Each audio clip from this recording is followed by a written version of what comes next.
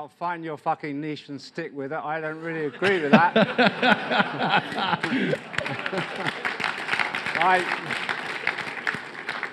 I think for what it's worth, you need 3 or 4 niches, and you need to flip between them, just like I do, because that does also produce creativity, I think. I like having several niches and sort of moving between them. The British election is certainly relevant to what I have to say. I mean, I'd like to begin by saying thanks to the organizers for inviting me, and say what a pleasure it is to be here. But it's not a complete pleasure. Because of the British election, I was up the whole night tracking the British election, so I haven't had any sleep last night, and I'm appearing before you in very dilapidated form.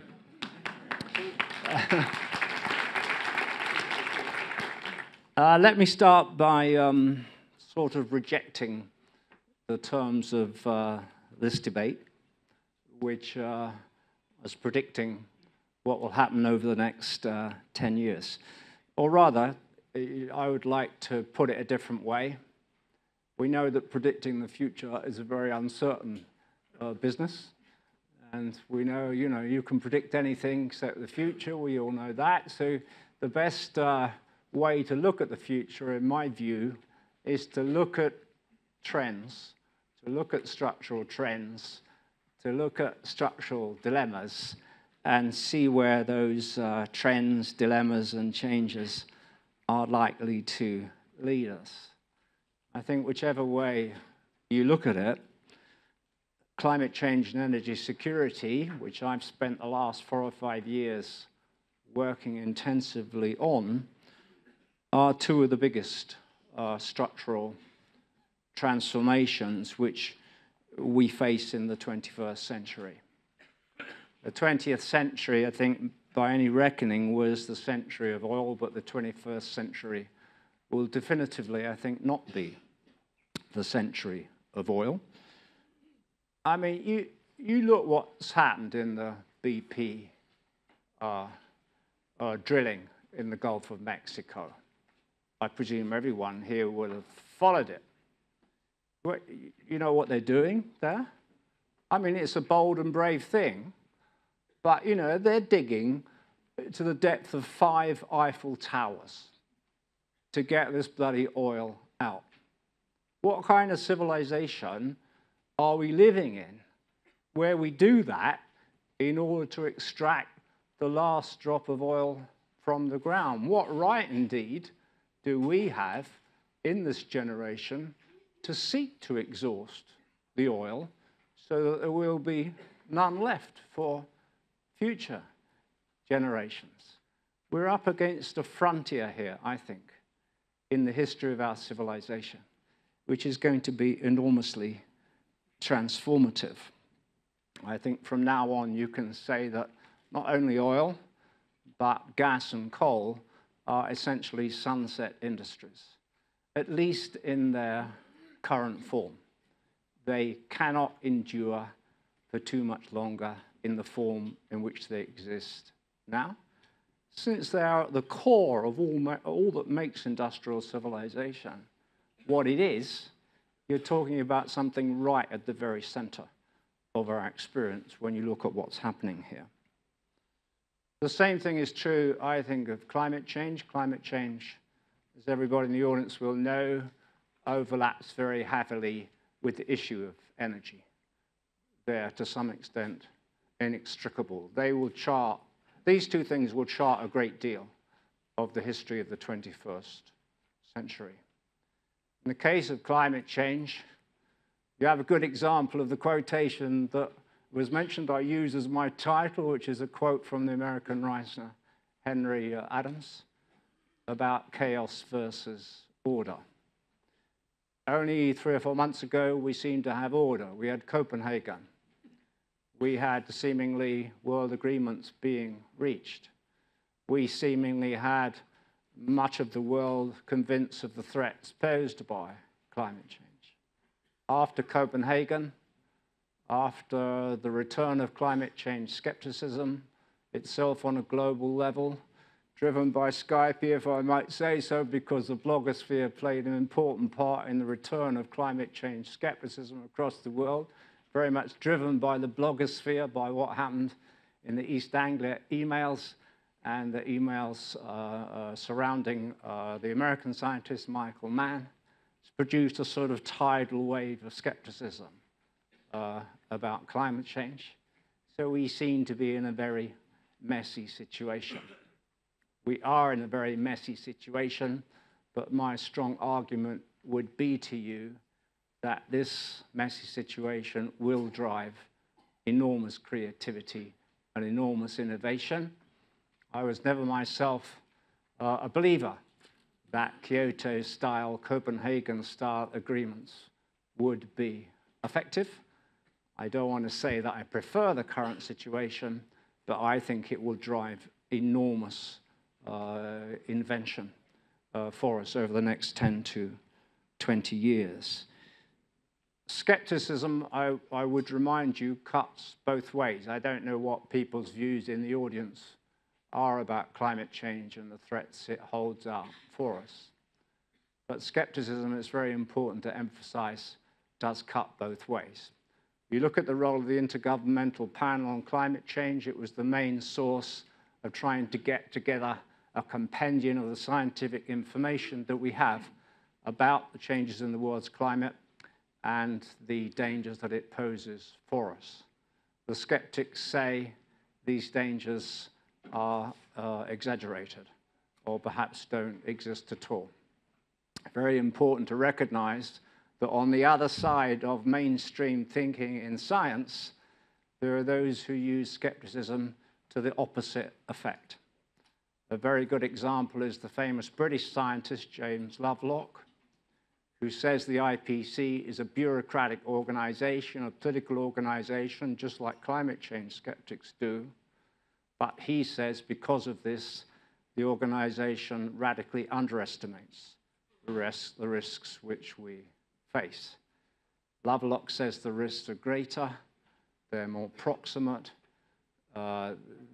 they move in a much more radical, fast-moving fashion, not a kind of evolutionary future fashion.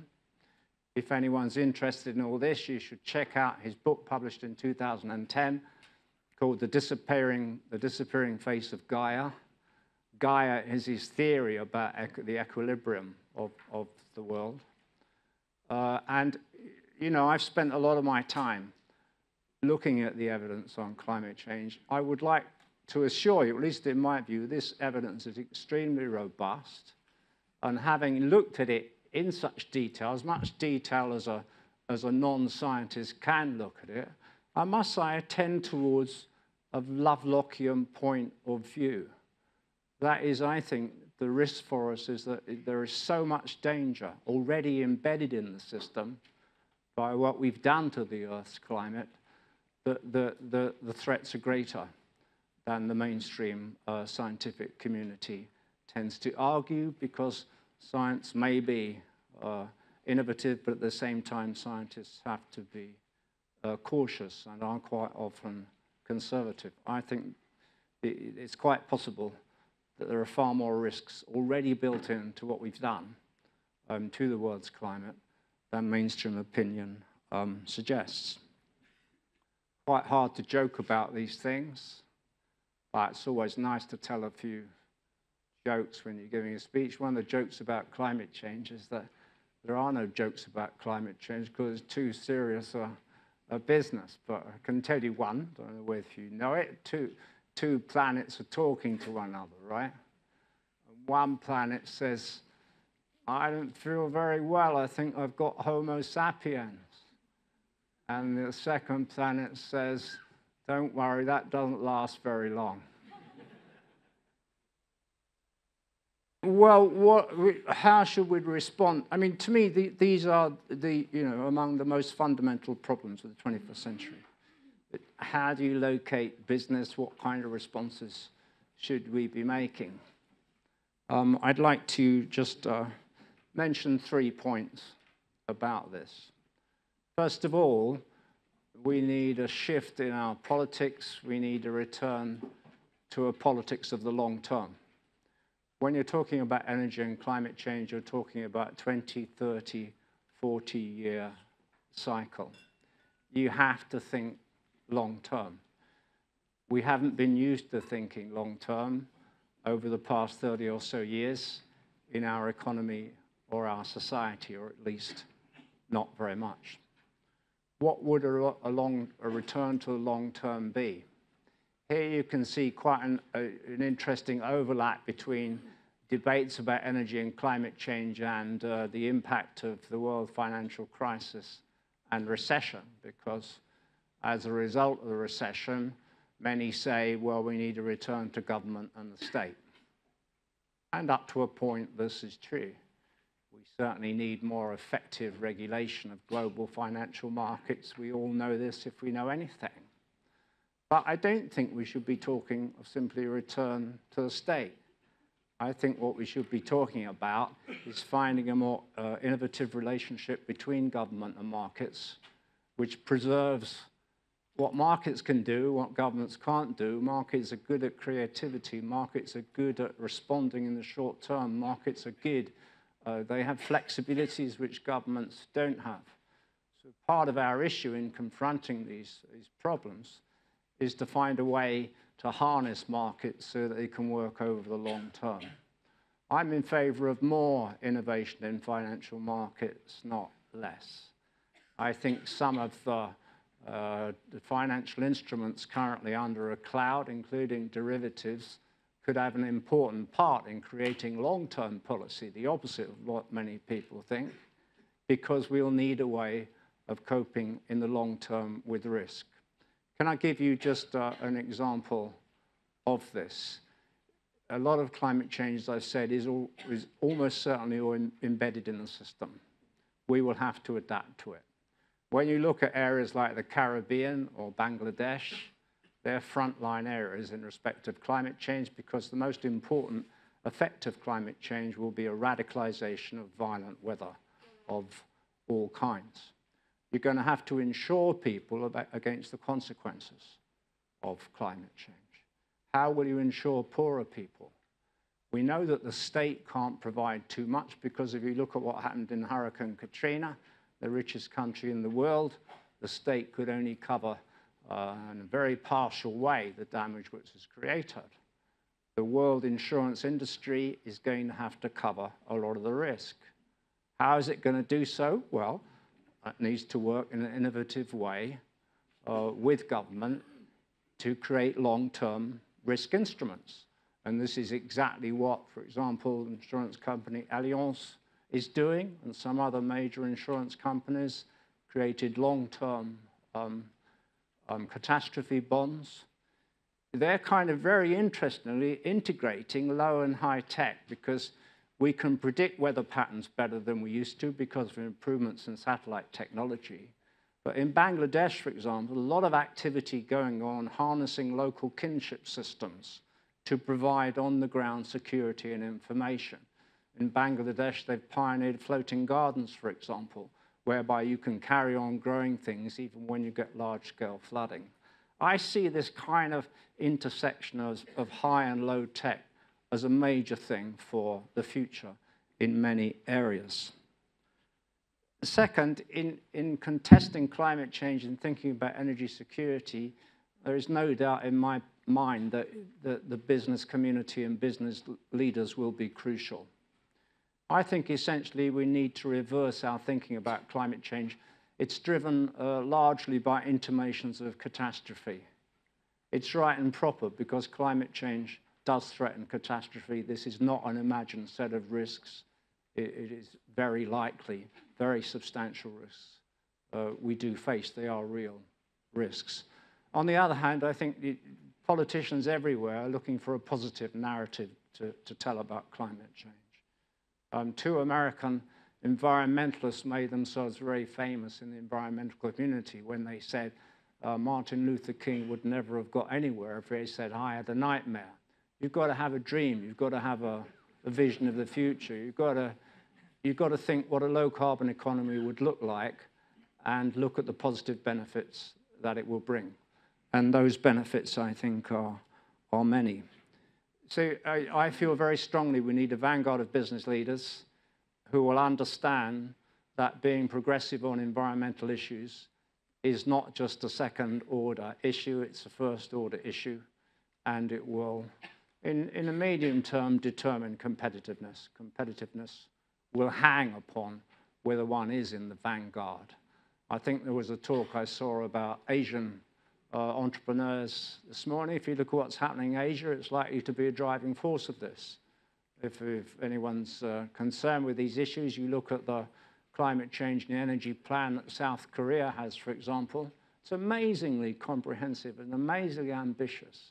Is it driven by the demand to respond to climate change? Yes, in part, but it's mainly driven by competitiveness. It's mainly driven by the fact that I think the South Korean leadership recognizes there is a new global competitive environment here. If you're not in the vanguard of this environment, you're going to be in serious trouble. Third, I would like to make a plea, both in business and politics, for a return to a kind of utopian element in our thinking. And I think sort of enormous entrepreneurial opportunities will be created around this. The point of the matter is that we are living in an unsustainable civilization globally. We know that if we know anything about the current industrial order. Industrial civilization, we thought years ago it was coming up against its limits, but we know more definitively now, I think, what those limits are. We have to think beyond our existing ways of life. We have to think beyond the way in which we live now. I call this utopian realism. We need to think of a world different from the one in which we live in, but it has to be realistic in the sense in which it can't be just an empty utopia. You have to find means of reaching it. You have to find avenues of doing so. All around the world, I think, you can see this kind of attitude coming to the surface. Much of this will be bubble-up activity from local communities, small-scale entrepreneurs, not necessarily large-scale entrepreneurs. And again, for a sort of systematic view of this, there's a colleague of mine, a sociologist called John Urry, U-R-R-Y, who's just written this book, After the Car, which is a really interesting analysis of the impact of the car, the impact of oil as part of our civilization and what will come afterwards. What will come afterwards, he says, and he says you can see it emerging in communities in many different parts of the world, is a different kind of transport system. It will involve more public-private relationship between vehicles, their owners. It will involve smart cards, which have been used in quite a few cities around the world. And there are some cities which he quotes which have reduced car transportation by up to 50% by a kind of transformative plan, really, about transportation. If you think of, I don't know if you know about transition towns, which is again a global movement, a pioneering local move towards a low-carbon economy. To me, this is where entrepreneurial activities will focus. I would like to propose to you that there's far too much emphasis on technology at the moment in this convergence between climate change, energy, and business. Of course, technology will play a major role. Of course, technological innovation will be vital. If we can't make, for example, carbon capture and storage work for coal, we're in deep trouble globally. If we can't do that, we're going to need those innovations. But social innovation, political innovation will be, to my mind, just as important, perhaps more important, than technological innovation in creating a new future. And it's around the edges of this that there will be, I think, absolutely gigantic entrepreneurial opportunities. Many people, when they write about the advent of a low-carbon economy, think, oh, well, there are going to be lots of jobs created in wind power. Oh, well, going to be lots of jobs created in solar power. Well, there will be some, but most of the analyses which suggest this don't actually do their homework properly because they don't talk about net job creation.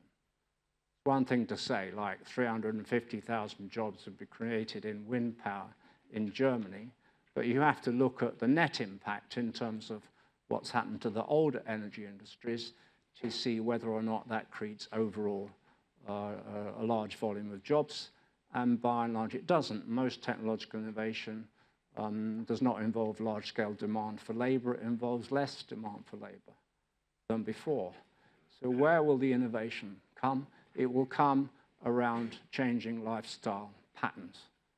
It will come around a kind of Starbucks model, really, for innovation as people change their lifestyle habits as they're forced to across the world, because we know that China and India cannot track the path of development which the West followed beyond a certain point. There will be an alternative model of development. It's around these alternative models that entrepreneurial activities will concentrate and entrepreneurial opportunities will be legion. By a Starbucks model, I mean, who knew? You know, me living in the UK, living quite a chunk of my life in the United States.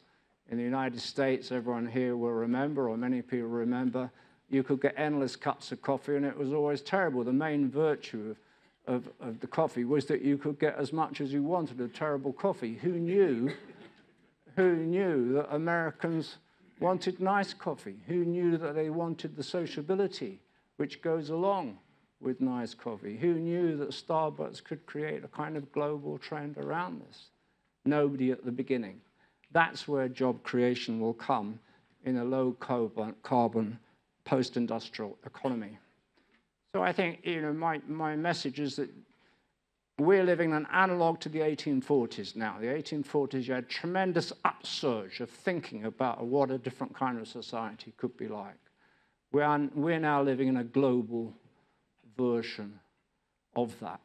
We have to think what alternative pathways are likely to emerge and string out the business opportunities around them. So my message is be imaginative, be bold, be brave, and I'll leave you just telling a little story about bravery. There's this football referee who dies, right? And he goes to heaven, and he gets to the pearly gates, and St. Peter says to him, "You can't come in unless you've done something very moral or very brave." And he says, "I'm a football referee. I've never done anything moral, but I have done something brave." He says, "I was refereeing a match between Barcelona and Real Madrid, and it was in Madrid, and there was 30 seconds left in the match, and the score was 0-0, and I gave a penalty against Real Madrid with 30 seconds left at the end where all the Real Madrid fans were concentrated." And St. Peter says, "God, that was really brave. How long ago was that?" And the guy says, 3 minutes. Thank you very much for your attention. That's great. Challenging and sobering look ahead. My main takeaway is that the UK elections are the least of our problems. I'm going to invite the rest of the panel to come on up. Let me introduce the rest of our panel who've joined us and will be commenting on the same theme about what lies ahead, what lies in store for the next decade, helping us to think through the global, the local, the cosmic, the heavenly challenges we face. First of all, we're very honored to have Dr. Notker Wolf, who is the abbot primate of the Benedictine order, based in Rome, of course. He's held that position since 2000. The order comprises about 25,000 monks and nuns and sisters. It's sort of a global corporation, right? And he also happens to be a very entrepreneurial musician. He has a rock band and he goes on tour. And I've warned him in advance, full disclosure, I was educated by Jesuits, so watch out. Yeah. Beside him is my good friend, Mr. Matti Kochavi, who has come to us from New York. He's the chairman and CEO of AGT International, a privately held group of companies. It's a leading name in high-tech information systems and artificial intelligence. They're currently managing about $6 billion in work this year around the world, focusing on smart security solutions and risk management, trying to keep borders open and safe. Welcome, Mati. Next to him is Mr. Jason George, who is an old friend from St. Gallen. He's now an associate with McKinsey & Company, Management Consulting.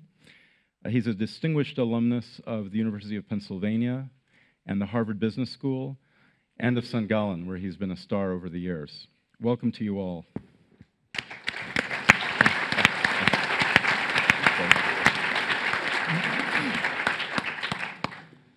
Dr. Wolf, the floor is yours. Yeah. Perhaps I may start with something which I had not prepared, but since you mentioned the elections in England and it's nearly equal in what to do, we had a similar situation in Germany. But not now, but the other one, last but one election. We had, and we brought together red and black. And I said, this won't hold together. But when I watched a little bit more and it held together, I said, that's because a woman is on top. And that only a woman can hold such a bunch of men together.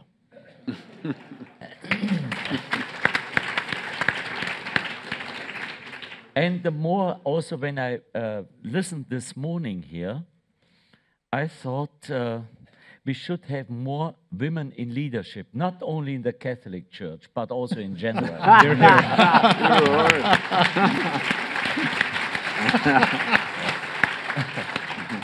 But I have also prepared 2 points which I want to read because I'm in danger of talking too long. Given the presence of competent representatives of economic and scientific life, I should like to confine myself to the ideological and philosophical fundamentals and trends which, in my opinion, will influence the next decade. Up to the middle of last century, Christianity and the democratic thought processes associated with it was in continuous expansion. Then, however, the self-awareness of peoples and their cultures began to expand. Senghor, with his emphasis on the independence of negritude, was one of the first exponents of this. All are trying to highlight and assert their own identity. In Europe, indeed, if we look at the demographic situation, Islam could, in the long run, replace Christianity. And in fact, Islam is already playing an ever greater role. So this will develop also during the next decade. The danger of fundamentalism is growing, characterized by making an absolute of one's own identity. Not only of Islamic identity, but also Christian, Hindu, Tibetan, etc. This is partly conditioned by a fear of the loss of identity. Identity will be one of the main questions. Information and education to tolerance and dialogue are the only ways for religions, cultures, and peoples to live together in peace and mutual respect. I think we have to discover that this multitude, this plurality, is an enrichment. And we don't have to reduce everything, just trample it down to one.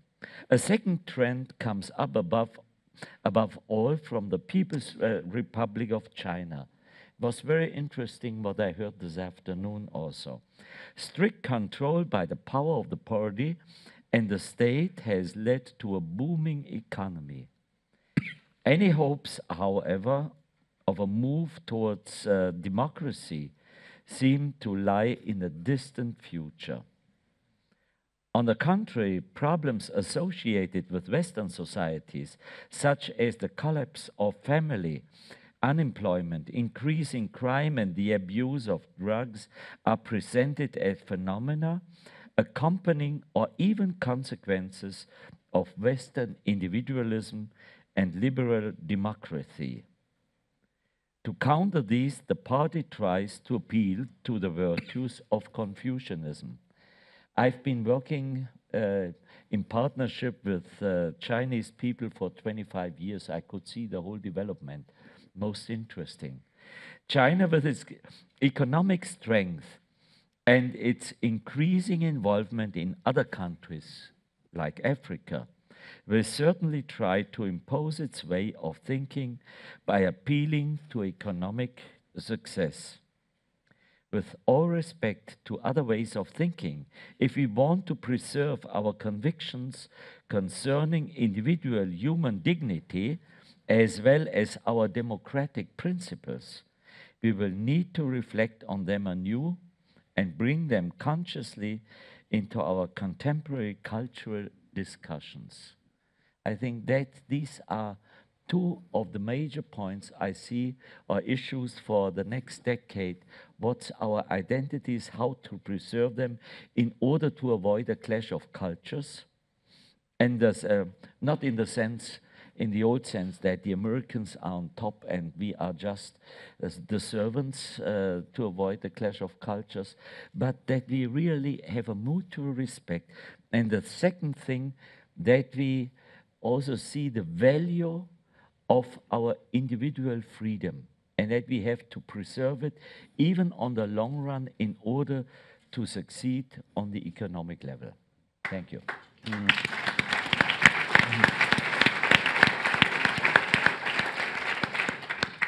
Why don't we go ahead, Mati? Well, there are many reasons why I'm honored to speak after Dr. Wolf, but one of them is that I don't have to apologize for my accent. I'm an entrepreneur. We usually don't think about entrepreneurs as people who build security companies, but that's what I am. I built my own company, which is dealing with the world of security. And I'll try to explain a little bit how do we see it. But basically, I see several issues which are going to challenge the coming years. The first one is we are losing our trust in the basic institutes that controlled our life in the past. We trust politicians less and less. We trust our religious organizations less and less. And I'm not sure what we really think about the business leaders of this world. The second challenge that I see is a challenge of information. We never had so much information in front of us, every second trillion bytes of information coming to us, yet we don't know how to grasp this information. We don't know what's right and what's wrong, what's true and what's false, which means we are all open to manipulation. The third issue is what I call the syndrome of the click. Every time we use our internet, every time we do something, every click that we do is recorded. Usually we're worried about the big brother, which is the state. But now everything that we do is recorded by large companies. They know what do you like to eat. They know which books you want to read. They know what movies you want to see. They know which physicians you are going and for what purposes. Everything is recorded today by huge companies. Now try to imagine what happens if this information is going to fall in the hands of organizations who want to take over those companies. If it's by buying them, or is it by putting their own management inside? But think about all this massive information that right now exists about each one of you sitting over here, including me. The fourth issue, which is very interesting, we are sitting here and talking about world economy, we're talking about globalizations, we're talking about the future. In many ways, globalization, I think that we saw version 1.0 when people were talking about the great ideas of globalization. Then we saw a version 2.0, which was actually implementing it, building the infrastructure that allows us to happen, the free commerce, no borders, easy movement from one place to another, easy transportation. We arrive to another country and our cell phone immediately is connected to the local communication system. And now we're entering the version 3.0. And what are we going to see over there? This is a very interesting challenge. I want to give you an example. Only in the last 5 months, look what happened. 2 events that no one of us really think about them, because eventually they were unsuccessful. One event was in December. A Nigerian guy went on an airplane that left Schiphol to Detroit, and he tried to take this airplane down. There were about 250 people on this airplane. Imagine what would have happened if he was successful. And a week ago, we had the same kind of an event in Times Square, New York. I'm not going to talk what I really think about this event, but let's assume this was the event. Now think about world politics. Think about commerce. Think about economy. Think about each one of your life. Think about your own careers. What would have happened if such events would have been successful? How would President Obama, which I agree with many of his things, how would President Obama would need to react to such an event? So it looks like the globalization is a major challenge. If you keep borders open, there also can become a way to smuggle threats from one place to another. What will happen to countries and to leaders who are going to be challenged by the people? Why do we keep borders open? They're only a source of threat. And again, two events that could have happened. So I think there's a major challenge over here for the concept of open borders and globalization and everything that we talk about. I mean, my vision of my company is that you need security in order to keep borders open. It's counterintuitive. Usually we think about security as closing borders. We say without security, without creating infrastructure, borders eventually might be sealed between people, and we won't be able to see movement if we don't secure ourselves and we don't secure this world. So this is the 4 challenges that I see. Great.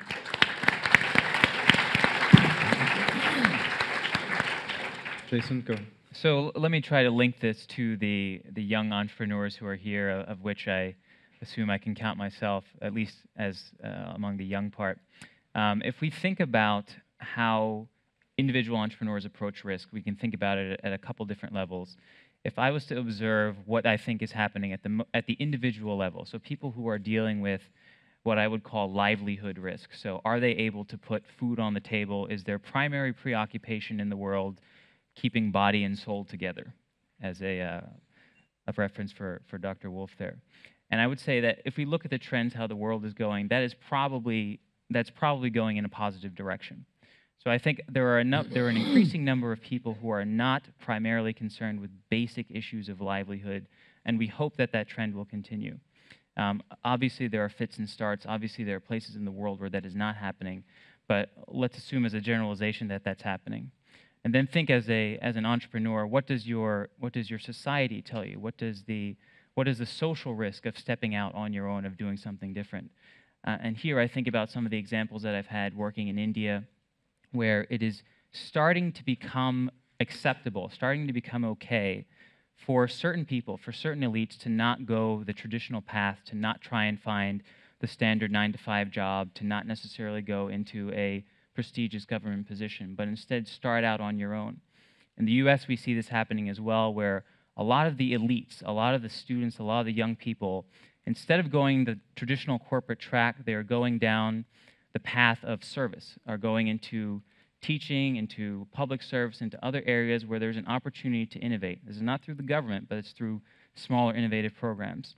I think on those 2 levels, at the individual level and perhaps social level of risk, there's positive movement. If I was to look more broadly and say, where is there the biggest challenge? And that to me would be clearly for a young entrepreneur working in a country, the systematic risk that you face.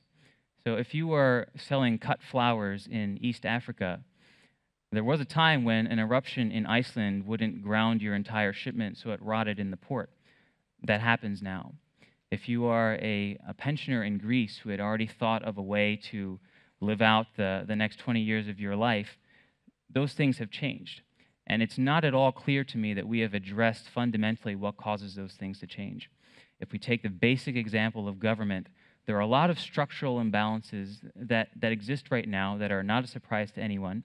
From the United States, where I'm from, there are large potential challenges that will come in the next 10 years in the Social Security and the Medicare system, simply because we know what the demographics are. These are not a secret. These are well known to everyone. And it's not clear that we have the political will to do something about it before a potential crisis happens. So I would say where the biggest challenges lie is in these broader systematic issues where we have not yet identified a clear way to mitigate those risks or to manage those risks in a way that makes the world safe for entrepreneurs. if I could make one very reductive statement, I would say that the bottom line is that security, basic security, stability, is probably an illusion. It probably has been, and it probably will be. But the positive side for that, for entrepreneurs, is that's actually an optimistic statement. The original, one of the themes of this talk was of chaos breeding new ideas, of chaos leading to change. That's what's going to happen, and we should embrace that. We should embrace that. I wouldn't say I'm very optimistic about some of the challenges that Lord Giddens has identified earlier. It's not clear to me that we have the political will globally to address the challenges that you've highlighted. But I think that is an opportunity, that is a reality that we need to live with, and we can probably expect at that level for some crises to occur. Great.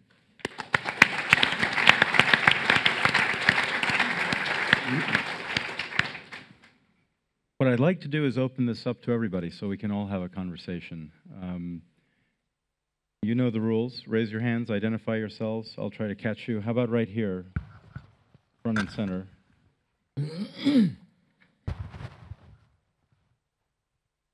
Thank you. My name is Gustav from the Stockholm School of Economics. I'd like to pose a question to you, Mr. Wolf, Dr. Wolf. I wonder how you're working with innovation in the church, and I wonder in what ways you're entrepreneurial, and I also wonder where your main revenue streams come from, and sort of how you're working, and how your business model has changed in the recent years. Thank you. Scenarios. I think we have, according to our tradition, imagine we have monasteries of 1200 years. They overcame all the problems in politics, in the society, all the changes. And I think it's two major reasons. One is that we have a structure which we are following. We have a rule, not a law. And second, the flexibility that our founder, Saint Benedict, has said, the abbots would say the leadership's office is to adapt things in order to make it just, to adjust it in a literal sense. So that even that he said, for example, you shouldn't drink wine, it's not good for monks. But since nowadays monks can no longer be convinced, it was in the 6th century, he said, we will give to each monk half a liter of wine per day. But if it's hot, very hot in summer, he may allow more, or if they are working. But if there's somewhere there is no wine growing, then monks shouldn't be sad, but praise the Lord. And in all kinds, also in very difficult things, or in important things like praying, for example, he regulates the prayer, what you should pray throughout the whole week, every day. In the end, he says, but if an abbot thinks he has a better disposition, he should use that. It's the same if you have a big company and you have a rule for the whole company, and you say in the end of the rule, but if one of our lower managers has found out a better one, he should employ that. So that means this kind of freedom, which it always tries to adapt the situation, to adjust the situation to justice. I think that's it. Monastic entrepreneurship. Yes. Over here. Hi, I'm Nabi Gim at Yale University Anthropology Department. Mr. Kochavi voiced a concern with globalization and specifically opening up borders. So I wonder, would it really be productive to close off, to completely cut yourself or groups of people or countries off from the rest of the world? And would it really solve the problem of terrorism that we're trying to deal with? And I was also hoping to hear thoughts from Professor Giddens, given your work, given your prolific work on the issue of modernity. Thanks. Well, there's no question in my mind that closing borders is going to be a terrible decision. Borders must stay open. Cultures must work together. But, and we have to be very optimistic about it, but we can be only naive about it. We also have to understand that the same borders which we keep open in order to allow the world to be a better place, the same borders and the same structure also creates a threat. We must keep the borders open, but we have to look how to deal with the threat. What are your thoughts? How do you see this? Do you have any thoughts on this? Well, apparently we convinced some customers this year, so they signed $6 billion. And you assume I won't say that we don't have any thoughts and any technology about it, but it's about technology. I mean, we are dealing with it through math. It's the mathematics of anti-terror and anti-crime. It's a very deep technology, very interesting, based on artificial intelligence, and very successful. Yes, there is a way to deal with it, and what's special about it, it's a democratic approach, because it doesn't look at the color of the person and where he comes from. It looks at things, at everyone the same way, just tries to analyze what it means. So it's definitely there is ways to deal with it. The question is different. The question is, are we ready to accept the fact that security is needed? Because in many of our minds, security represents, I would say, the more negative part of the world, the big brother concept, something that we all have to be afraid of.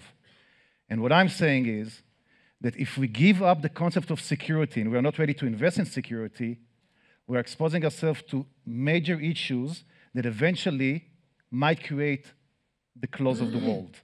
So I think it's more about accepting the idea that security should be one of the infrastructures that allows globalization to sustain. Your company has more mathematicians than monks. But, you know, they work very hard, so some of them become monks. Half a liter a day? Dr. Wolf? My question is of how far can you give a security? If we overdo it, if we take away all the risk, I think if I'm a free man, or a free woman also, we have to run the risk of life. Since someone has invented death, you are no longer sure of your life.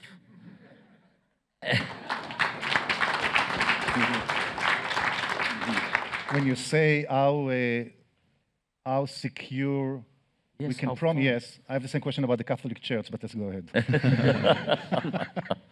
Lord Giddens, did you want to reply? Yeah, no, I'm Please. only too happy to. I mean, I think some really interesting threads running through all these comments, really. Because to me, you know, we're living in a world which is quite different to anything from up to about 30 years ago because of just radically intensifying globalization, which to me means interdependence and is driven by communication more than by the marketplace. And I think there's a really new world which we're finding our way into, and there's a struggle in it between cosmopolitanism on the one hand, which is being in regular contact with people who think differently from you, which is inevitable now. You can't really hide yourself away from that. It's obvious that that can be a very positive thing because you can get a positive dialogue between, for example, let's say 2 churches in the world, very important thing to do. Surely that's a positive learning experience for people and for world culture as a whole. So cosmopolitanism, to me, is sort of key part of global future. But the other side of that is the rise of fundamentalism. And fundamentalism, to me, is an insistence on dogma. It's just not, it's not like tradition. It's like an aggressive, embittered reaction, which uses tradition to deny cosmopolitanism. And I see tremendous struggle going on around the world about this, and who wins will be decisive, I think, for the 21st century. And to me, it overlaps with, you know, issues of security and risk and new technology, because if I can tell you a little story about, you know, the recency of this too, I gave these BBC Reith lectures in 1998, which are like broadcasts on radio around the world. And this is 1998. It's not that long ago. And I went into this little room at the BBC, and they said, this is our new initiative. We've got this thing called a website. And they had a few frightened-looking people working in there because the people who took me in there said, you know, this isn't going to amount to anything. You know, we don't know what these people are doing in here. And when I gave these lectures, this was the first time the BBC ever had an active dialogue on a global website. And 12 years later, you know, an unbelievable transformation. These issues of privacy, security, you know, we don't really know what the blogosphere is, and blogosphere is something new. I think you know, it has freedoms, but it also creates a world where it seems there's no privacy. It creates a world where we don't know how any longer to defend authority and expertise, because in a world where everyone can be an expert, then it would seem that no one is an expert. And in the climate change field, this arises very strongly because, to me, the blogosphere has been very important in the kind of response to the climate change skeptics. Most of them, and I looked in detail at them, you know, frankly don't know what they're talking about, but they have a massive impact. The scientists involved have become embattled. The two key scientists have had to face two tribunals, one in their university and one by the government, both in the United States and in Britain. What is the fate of expertise in the age of the blogosphere? Moreover, the blogosphere is, to me, riven with emotion. It isn't just a question of information. Sort of emotions surge round the blogosphere. So I think we've got to work out what all this means. And I think the issue of security is, you know, a very important one, the issue of risk that was raised, because I think the risks we face now are different from previous risks. Every time you get into a car, I can tell you what your risk is of being in an accident. But with risks which are driven by an open future, like climate change risks, you can't do that. You don't know the true level of risk in advance. You can only do as much work on it as you possibly can, but you only know when it's too late, whether you got it right or wrong. Many new risks are like that, and so they're like new style risks. They, you know, they don't. There's something new that we have all these horizons which we haven't confronted before. I think it's a new world in many respects, really, with a very open, imponderable future, where I don't feel you can use the past too much as a means of understanding the future anymore. Thank you. Question here in the front.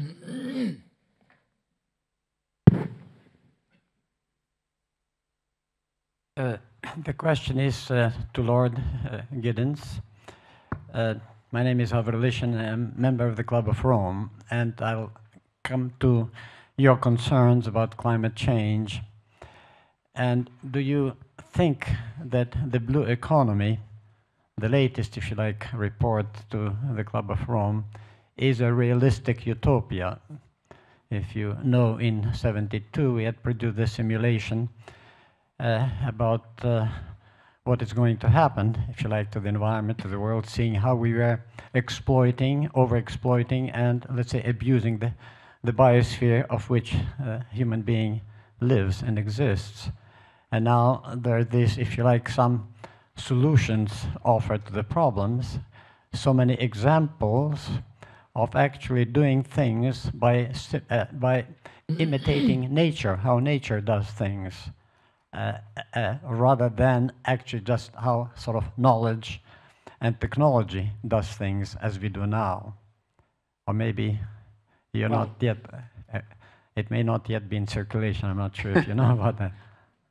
Do you mind if I comment on that interesting observation rather than just sort of answer it? Because, yes, please.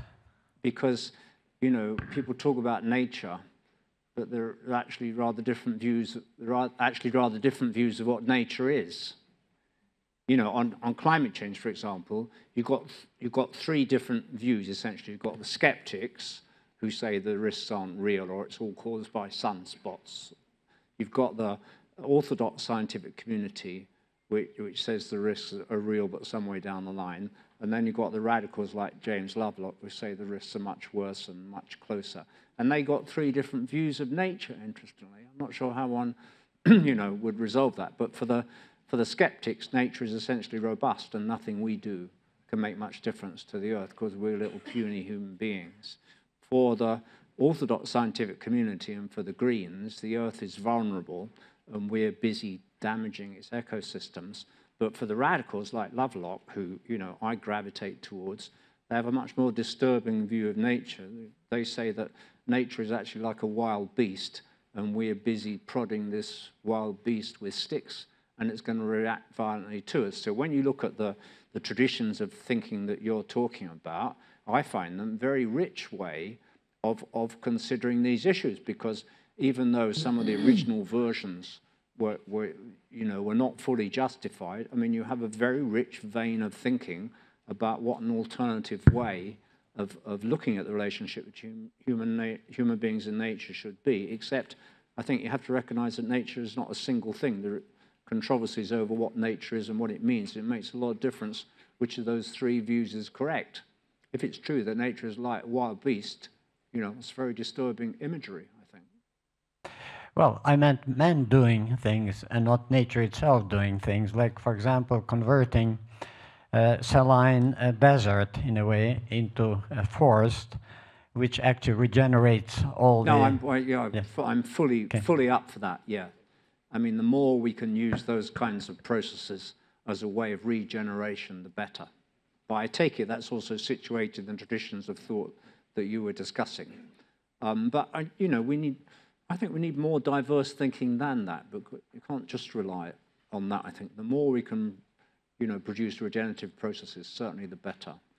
But, maybe we've already done so much damage that the whole system is out of equilibrium. I mean, that's essentially what Lovelock says, and James Hansen also tends to say. I mean, I find it, it really, really worries me.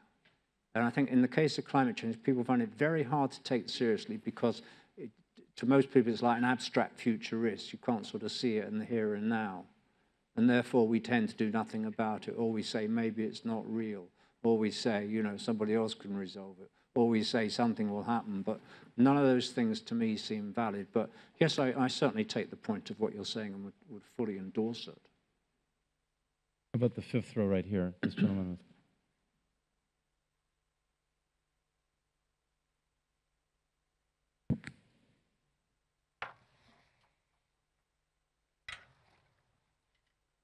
Hi, my name's Jędrzej Czominski. I'm a management student at King's College London. And I think my question is relevant to the entire panel, especially Lord Giddens, Wolf, and Mr. Kochavi. But it's been prompted by Lord Giddens' talk.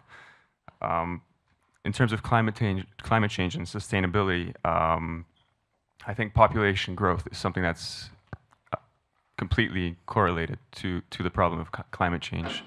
Lord Giddens mentions radically intensifying globalization. Are we facing radically intensifying population growth, and is it too controversial of an issue, too close of an issue to our personal freedoms to actually deal with in the same sense as a policy response that we're now seeing to climate change? Can I respond? Please. Well, I could lighten the atmosphere by telling you a joke that actually links climate change and elections, that I just thought of. About Al Gore. You know that Al Gore, 3 elections ago, actually won the majority vote in the United States. And because of a few things that went on in Florida, didn't turn out to be the president, and therefore the course of history was different. Well, this joke is about Al Gore winning the Nobel Prize for his work on climate change. And someone from the Nobel Prize Committee phones him up, one of his helpers, and said, "Congratulations, Al, you've got far more votes than anyone else." And Al Gore says, "Great, who won?" Well, the issue of population is sort of fundamental aspect of sustainability, because if you're going to have 9 billion people on the world, it's clear to me that you cannot have 9 billion people tracking the same kind of path of industrial development that we've had in the West over the past 200 or so years. At least, you can see nothing that could make that possible.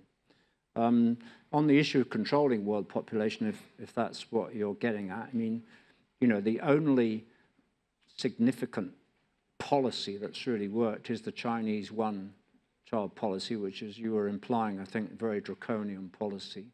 Incidentally, the Chinese came to Copenhagen saying, look, we've already saved a great deal of carbon emissions because our population is 300 million less than it would have been if we hadn't had that policy. I can't see that other countries around the world are likely to be able to implement such a policy. However, there is a very interesting book that's just come out about world population that's written by a British author called Fred Pearce, who says that world population is going to taper off much more than the United Nations estimates say. He's looked at different countries around the world, and he's found that in poor communities in Africa and many other places in the world, women are suddenly having fewer children. We used to think that women will only have fewer children if they're educated and if they break away from the traditional family. Pearce's data seems to show that that is not the case, that there is, as it were, a worldwide trend towards reduction in family size, and therefore he estimates the world population is likely to be about 2 billion less than the United Nations estimate. If true, that would help, but you still have absolutely fundamental issues of sustainability, which I want to say, however, as I tried to say in my talk, should not be treated just as a problem. It should be treated as a kind of cutting-edge opportunity too, because we have to create a world where people have the right to become wealthy, where people have the right to develop, and we have to make that compatible with a world where carbon emissions are reduced and where other issues of sustainability are faced up to. That's the challenge in front of us. I don't see it as an insuperable problem, but it certainly is a problem of massive dimensions, quite different to anything else in history. You know, talk about the church, go back a long way. No other civilization has been able to intrude into nature in remotely the way which we have done. So we have very few historical parallels that we can use. So anything which limits world population and which is not overly draconian, I think is to be welcomed. Mari, do you want to come in on this? Yeah, your question reminds me something interesting. I was asking myself many times. I do think that climate change is a major issue, but is it more politically correct to talk about climate change than about fundamentalism and the threat of fundamentalism?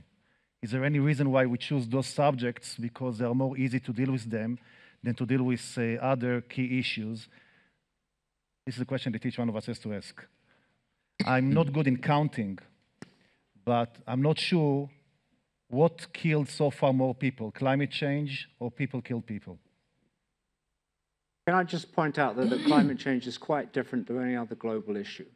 Like, global poverty is bad, right? But if global poverty is the same in 2050 as it is now, still bad. In the case of climate change, the greenhouse gas emissions that produce the effect of the warming of the Earth's atmosphere are going into the atmosphere all the time. We know of no way of getting them out of the atmosphere, and once they're there, some of them will be there for 1,000 years. So it's a cumulative issue which is quite different from most other global issues in that respect, as I would see it.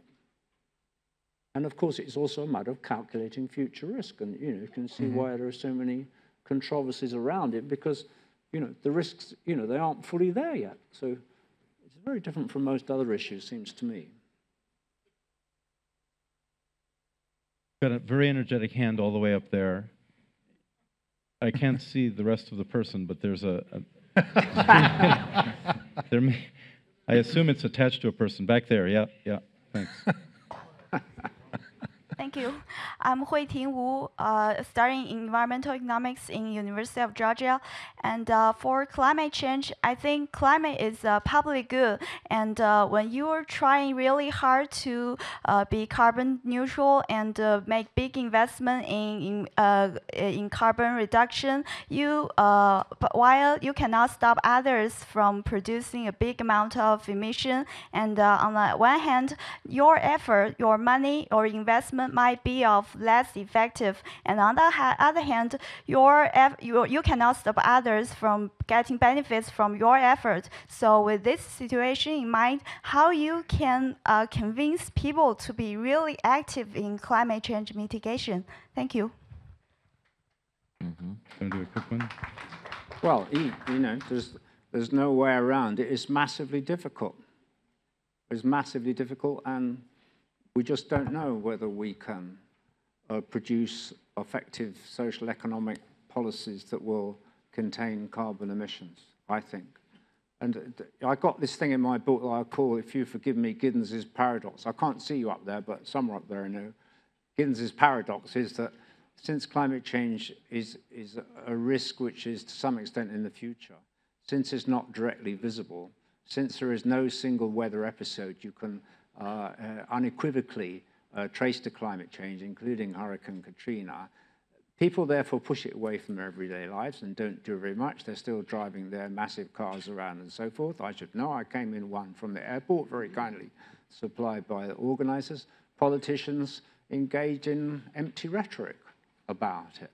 And the paradox comes from the fact that I mentioned that you know, climate change is not like other issues because the greenhouse gas emissions accumulate in the air. If they're there for 1,000 years, it's a very, very disturbing future. So I'm not at all sure that we have the capability of dealing with that. But we have to mobilize, I think, and we have to have a positive vision of mobilization, as I mentioned. And we have to look at what's going on around the world. It's very interesting. Take the case of India, for example.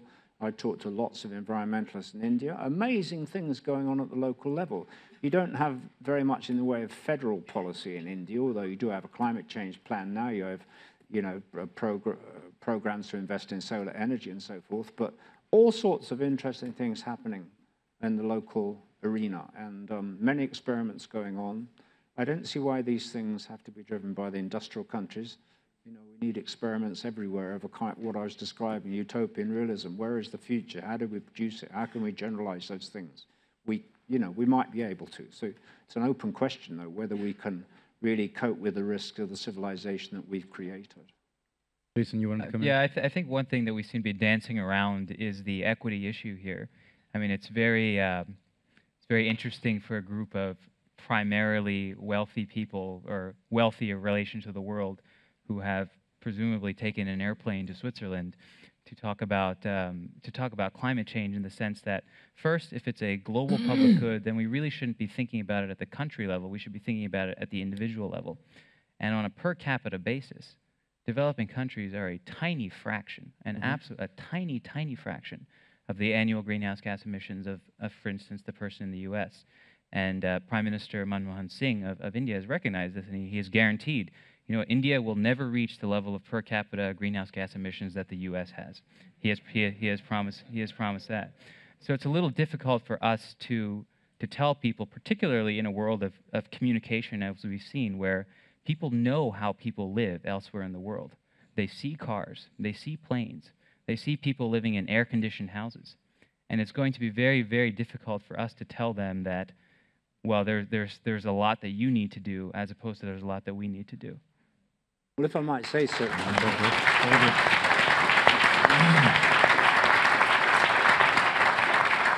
If I might say so, I mean, that principle, I think, is well recognized by the world community and by most political leaders. That is, developing countries must have the right to develop. That must be the case.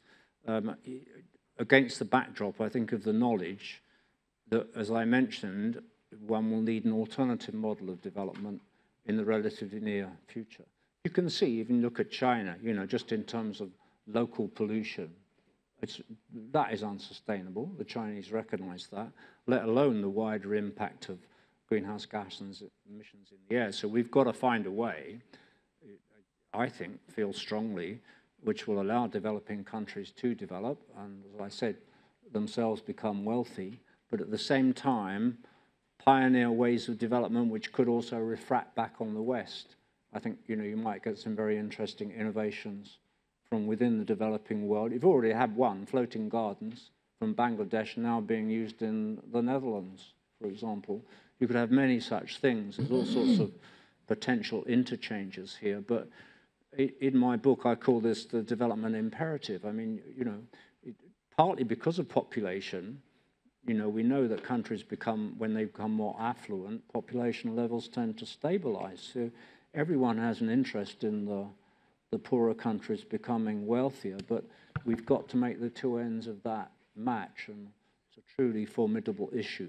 I think one should also recognize that even though it's true that there's a big difference in terms of per capita emissions, in terms of absolute emissions, China is the biggest polluter in terms of carbon emissions in the world now, having overtaken the United States. You cannot ignore that.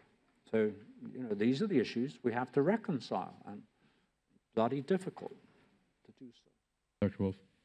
But what comes out here is also the question, why do we Westerners always think for the other people? I think we should far more integrate and sit on the same table together with the others, not to think for the others, but to think with the others. And it brings me back to the question of population, of overpopulation. If you look at China, you said the one-child policy. Yes, it has reduced, it has stopped the situation perhaps a bit. But look for the whole problems they will face in the near future. I don't say that I have a solution to that. But if we look at at all the social situation, the small kings, then they prefer always to have male children and so on. Lots of, we know all of that. Of course, when I was in China, I said there's another method. It's celibacy. We saved Europe 50 million since the Middle Ages. I don't know why you're clapping that. It's a very sensitive topic, celibacy. I mean, I think, you know, in the case of China, you have to recognize that this is quite true, because what it promoted was large-scale covert female infanticide. And, you know, I hope it was clear I wasn't defending the policy. I was just saying it had that functional consequence when I was saying that no other country would probably dare apply such a policy anymore. So, but, you know, the other policies that have been used, for example, easily available contraception, have not, by and large, had much impact on world population. You have to have structural change in the position of women. But as I mentioned, if Fred Pierce is right, that women are somehow changing their attitude towards fertility already, it could be a positive move on a global scale, if he's right about it. I'm not completely sure whether he is, but he's got quite a lot of evidence in his book about it. Here we are. Hi, I'm Lars Duursma, by now I guess also known as the debate guy from Holland. When Martin Luther King would have gotten nowhere, we heard, if he just would have had a nightmare. But what strikes me, if I listen to the experts here on the panel, is that the most visions on the future seems to be rather pessimistic. So I would like to ask you a very simple question to see if that's really the case, because usually like people can be asked best like one simple question. Do you think that the next generation will be better off than the current one? Would you have rather been born like 30 to 60 years ago or today? Because if the church is the only place where we can get hope for the future, we may be doomed.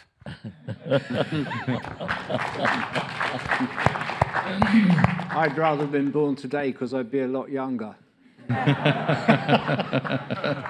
No, but I made the same observation, reflecting now what we were saying. Therefore, there was coming out once the observation we should be more positive, to see it in a more positive way. I think the chaos, if we reach a real chaos, this creates, again, so that we have a creative chaos, not a destructive simple. And if I think back to the 70s, when we were all under pressure because there was no longer oil, sufficient oil, or we were afraid to lose oil, at a sudden, many inventions came up, and as you said, you are quite rather hopeful for the future. There will be lots of new things coming up, but you can to create new things. That's something new. You cannot foresee it, but it's easier to foresee problems than to foresee what's not yet there. I think this is very true. You know, we just don't know what innovations might happen, but we have to try and create a climate of innovation. So, for example, you know, in terms of policy, I'm not just in favor of like putting a lot of money, let's say, or put some money into electric cars, for example, certainly. But why not put money into universities? Why not create a range of jobs for people who are demonstratively creative, because innovation is not usually linear. Innovation is often lateral. It comes out the side field. So we need to think about the innovators and the creators, not just apply, as it were, investment in already known technologies. But I mean, as you know, I'm against romanticizing the past. So I think some people say we're less secure now than we were 30 years ago. You know, I've got a lot of data on that. I think it's pretty much rubbish, that claim, because 30 years ago, you had two superpowers, both armed with nuclear weapons. You had enormous feelings of insecurity, quite rightly, about that confrontation. So I don't think one should ever romanticize the past. Jason, are you happy about when you were born? Happy about it. I wouldn't be mind being born. Should be happier than the rest of us on this panel, anyway. A few years later, I'd be eligible again for the St. Gallen Symposium. But I think absolutely I would want to be born today, particularly if I was in a developing country, if you just look at the basic social indicators. But also it's because I don't view stability as an end in itself. I don't seek stability or comfort, and maybe that's just a stage of life, but I think a lot of people here agree with that. You're not trying to find a stable, comfortable 9-to-5 life. You like the idea of change because it presents opportunities. I don't think the question is about stable 9-to-5 life. I think it's about being safe. Is it?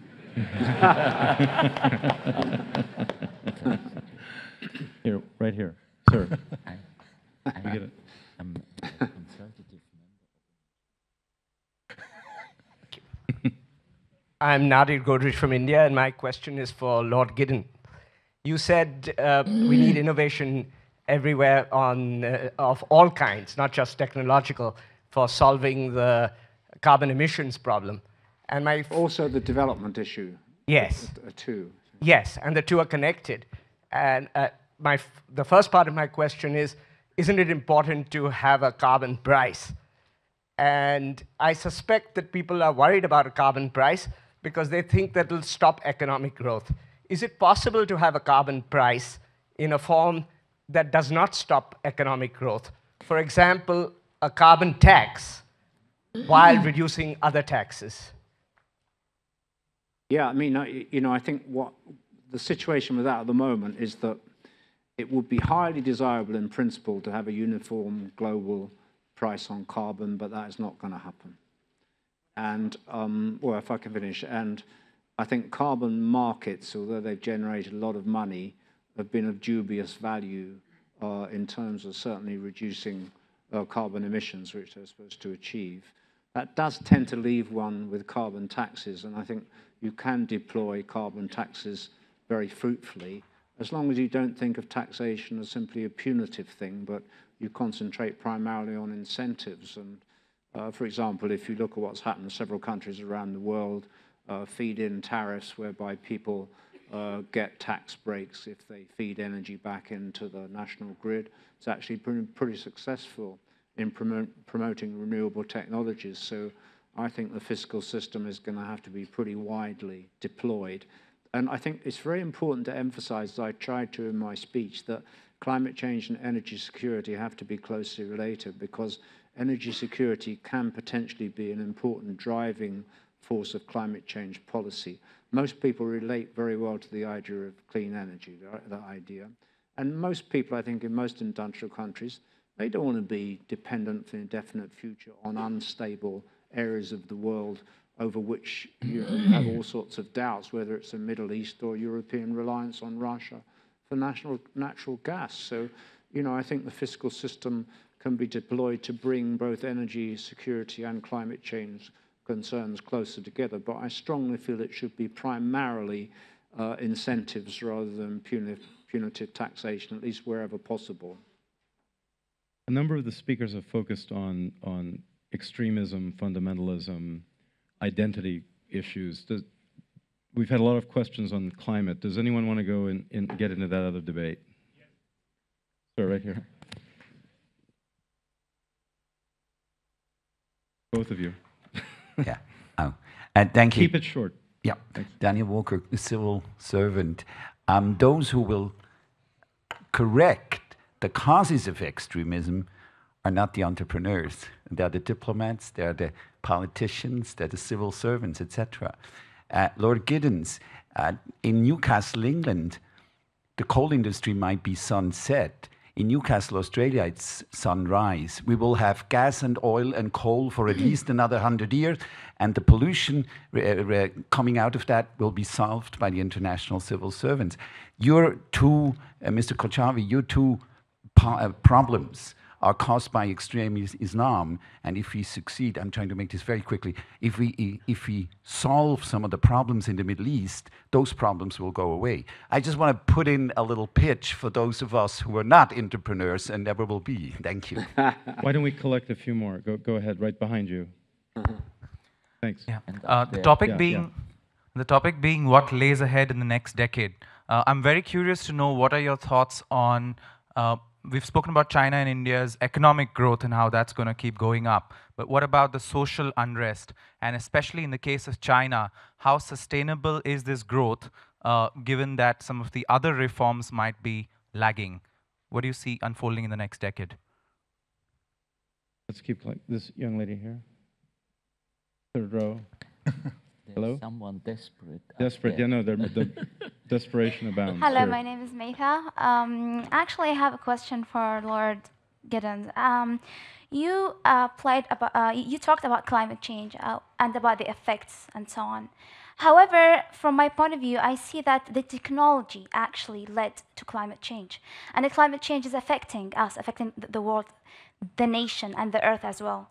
One day, this earth maybe will end because of climate change. And that's a fact that we cannot deny. However, we are here talking about entrepreneurship. And I would like to connect those two together. We defined entrepreneur as someone who is responsible to take challenge and risk to start a business. Is that right? But from my point of view, I believe that entrepreneur is someone who's supposed to take care of environment as well.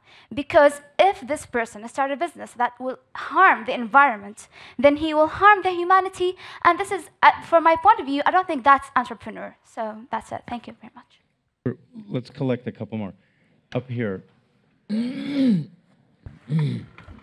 Behind, yes, right there. This, yep, thank you. Yeah, thank you very much. To the question about when do you want to be born, I've been born in Rwanda in 1979. And my mother was working there on a project for counterception. And actually, if in the 70s we would have maybe, and that's for Dr. Wolf, addressed the problem of counterception, some of the problems we have now also related to climate change and population wouldn't exist. And that goes also into the direction of Mr. Kochavi. I have a nightmare. You were able to sell something for 6 billion just to control and be sure that we have security. We could invest this 6 billion in development and actually work on something that is sustainable. But you create a system just to control the status quo. That's very scary. Why don't we have one more right here? My far right. I've been neglecting my far right. Not a comment, but a real question. Christoph Birkholz, University St. Gallen. We heard about focus in the speech earlier. Besides climate change, what should we focus on? If you had the privilege to choose what these young entrepreneurs here should do and should focus on, what would it be? Great. Thank you. What I'm going to ask each speaker to do is to wrap it up, to react to any of these final questions. You've got just a couple of minutes each. Pick focus, okay? Let's focus. So Jason, can we start on your end? Sure. So trying to tie some very disparate threads together. My advice to the entrepreneurs who are thinking about where to go is think about the risk-reward trade-off. A lot of us have been talking about traditional business opportunities, and that's fine. And for a lot of people, that's what they see. They see a need for, like we heard yesterday, a messenger service in Cairo, and they go in and they fill that need.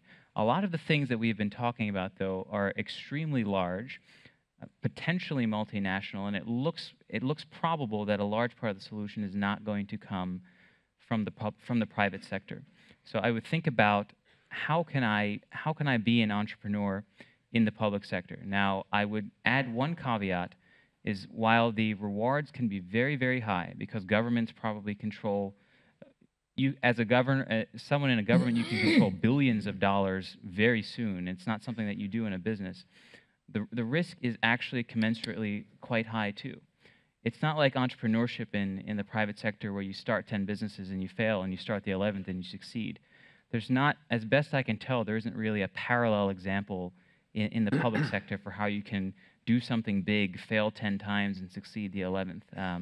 So think about getting involved in the areas where the potential reward is the highest, but acknowledge and recognize that the risk and reward are very closely tied. Well, go ahead. I'm really waiting for the minute to answer you. I want to tell you something. Think about yourself right now as a CEO of a very large company, multi-billion-dollar company, banking, investment, whatever you want. And one day you're being approached by a major criminal organization who's telling you that if you're not going to work with him the way he wants you to work with him, slowly, slowly he's going to cut you out of the business. Now, that's a threat that big business people have to deal, major business people have to deal. Think about another threat. I think 2 to 3% of the containers that are arriving today to the US shore are screened. We really don't know what we put inside. There's no information about it. There's no data. Basically, almost every boat that comes today to the US with a closed container can carry whatever you want. So it's not about talking about people, it's about talking about the containers. Do you want to keep it on 3%, or you want to raise it to 50%, or 60%, or 100% to be able to know what's happening in every container? So entrepreneurship should not be just to look at the bright side of things. It's really to look at the problems. And some of you asked what entrepreneurs should do. They should really try to understand what are the key problems and the opportunities and how to solve them. That's what I'm doing it. I'm looking at the problems. I'm working out of a clear vision of what I want to see and the way I want to see the world. I want to see the world safe. I want to see the world open. I want to see peace. I want to see all those things. And I'm asking myself, how can I use technology in a positive way to create this kind of a world? So the basic question each entrepreneur has to ask himself is, what is the motivation behind what you do? Because I can be a great internet entrepreneur, but my motivation is that everyone is going to use my system and I will be the biggest one and that's it. That's not a positive motivation. It's not about the subject of what you do. It's about the motivation. What is the driving forces behind your work? And that's what we have to look when we talk about entrepreneurs. Regarding, you mentioned a very interesting story. You said about entrepreneurs and about energy and oil and making a better world. It just reminds me of a great story about Getty, the famous oil leader who said that once people asked him, what do you need in order to be so successful? And he said, here are the 3 advices I have to each entrepreneur. 1, wake up every day in the morning at 5 a.m. and work until midnight. Number 2, never stop working. Work day and day, and even if it looks bad or looks good, just keep working. And number 3, find a lot of oil.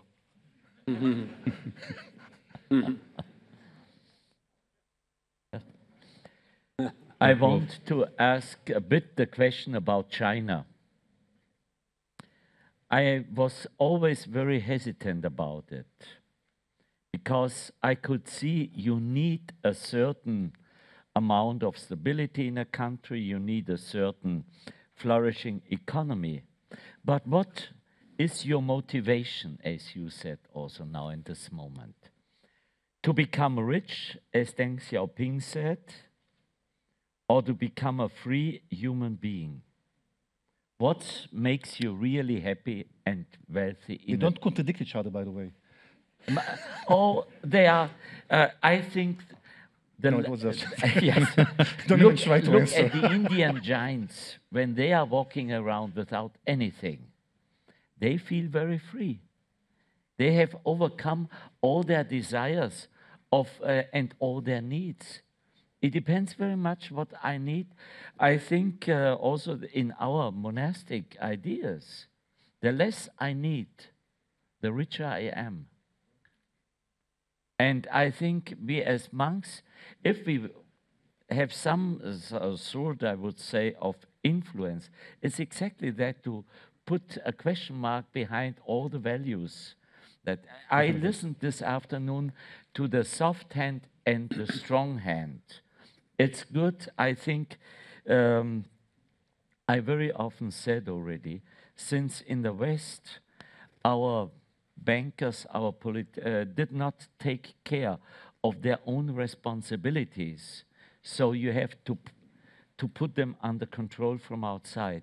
But that's not ideal.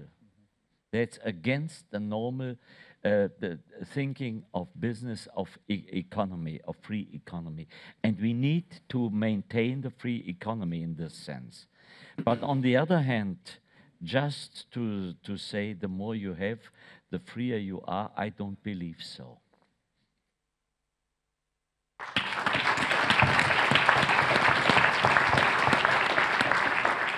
Well, Giddens, you get the last word. Well, I'd just like to say thanks to the audience for being so lively and so involved in this discussion.